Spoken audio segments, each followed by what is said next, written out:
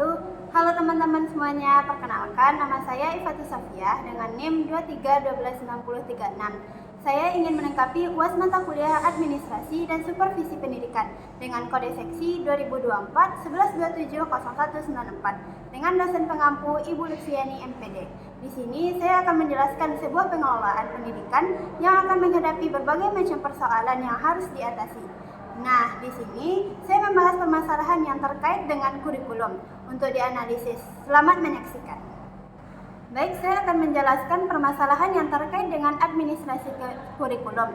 Sebelum masuk ke permasalahannya, saya akan menjelaskan apa sih itu administrasi kurikulum. Administrasi kurikulum secara etimologi, kurikulum berasal dari bahasa Yunani yaitu kurir yang berarti pelari dan kurer yang berarti tempat berpacu. Secara sempit, kurikulum diartikan sejumlah mata pelajaran yang harus diikuti atau diambil siswa untuk dapat menamatkan pendidikannya.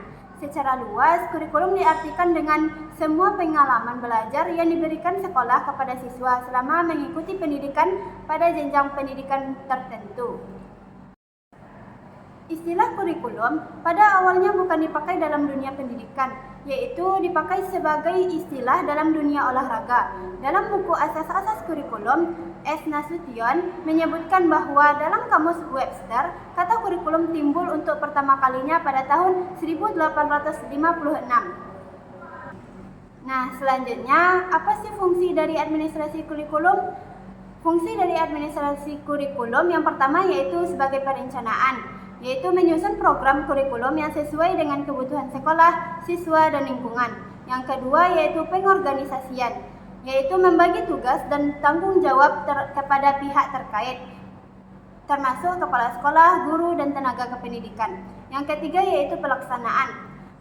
Pelaksanaan dapat berupa mengelola proses pembelajaran agar sesuai dengan rencana kurikulum.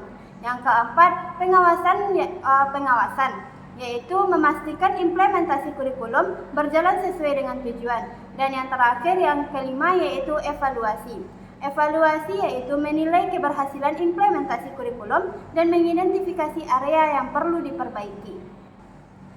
Nah, selanjutnya permasalahan administrasi yang terkait dengan kurikulum. Yang pertama yaitu kurangnya sinkronisasi antara kurikulum nasional dan kebutuhan lokal. Kurikulum nasional sering tidak sepenuhnya relevan dengan kebutuhan lokal seperti budaya, kearifan lokal, atau tantangan geografis. Minimnya fleksibilitas dalam menghadapi kurikulum menyebabkan kesenjangan antara kebijakan pusat dan implementasi di daerah. Yang kedua yaitu minimnya perencanaan yang komprehensif.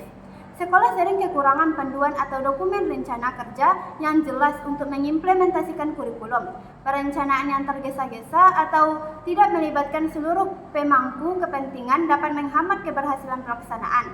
Yang ketiga yaitu kurangnya pelatihan dan pembinaan guru. Guru seringkali tidak mendapatkan pelatihan yang cukup untuk memahami dan mengimplementasikan kurikulum baru. Perubahan kurikulum yang cepat misalnya dari kurikulum 2013 ke kurikulum Merdeka menyebabkan banyak guru kesulitan beradaptasi. Yang keempat yaitu administrasi manual yang kurang efisien.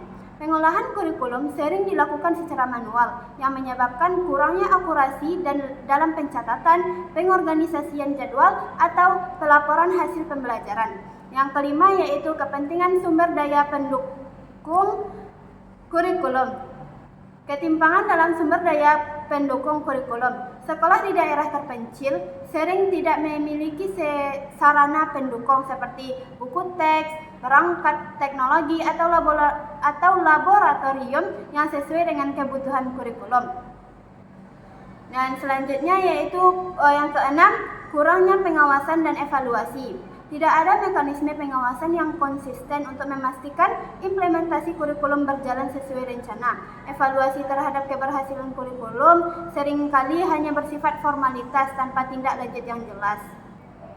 Nah, jadi solusi untuk mengatasi permasalahan administrasi kurikulum tersebut yaitu yang pertama dengan mensinkronisasi kurikulum nasional dan lokal. dapat memberikan kebebasan kepada sekolah untuk menambahkan muatan lokal dalam kurikulum seperti pelajaran berbasis budaya atau keterampilan yang relevan dengan kebutuhan daerah, melibatkan komunitas lokal dalam perencanaan kurikulum untuk memastikan relevansi dan keberterimaan.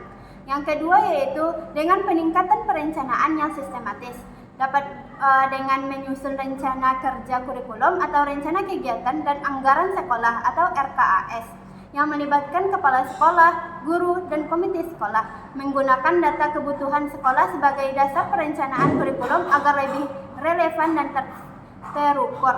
Yang ketiga yaitu pelatihan dan pengembangan kompetensi guru.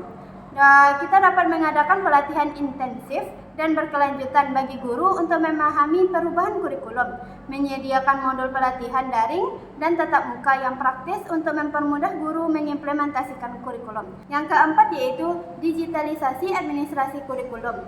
Kita dapat menggunakan sistem informasi manajemen pendidikan atau SIM untuk mengelola administrasi kurikulum, termasuk penjadwalan, pemantauan, dan pelaporan, dengan memanfaatkan aplikasi atau platform digital yang mempermudah distribusi materi kurikulum dan pelacakan implementasinya. Yang kelima yaitu pengadaan sumber daya pendukung. Pemerintah dan sekolah perlu bekerja sama untuk memastikan ketersediaan buku teks, teknologi, dan fasilitas pendukung lainnya di semua sekolah, terutama di daerah terpencil. Menggandakan pihak swasta melalui program CSR untuk membantu pengadaan sumber daya. Yang keenam yaitu pengawasan dan evaluasi yang berkelanjutan, dengan membentuk tim khusus di tingkat sekolah atau daerah untuk memantau implementasi kurikulum, mengadakan evaluasi berkala untuk menilai efektivitas kurikulum dan memberikan umpan balik untuk perbaikan. Nah, jadi dari penjelasan permasalahan di atas dapat saya simpulkan bahwa administrasi kurikulum yang efektif sangat penting untuk memastikan keberhasilan proses pembelajaran. Namun, tantangan seperti kurangnya perencanaan, pelatihan guru, dan ketimpangan fasilitas perlu diatasi dengan kebijakan yang relevan dan solusi berbasis teknologi.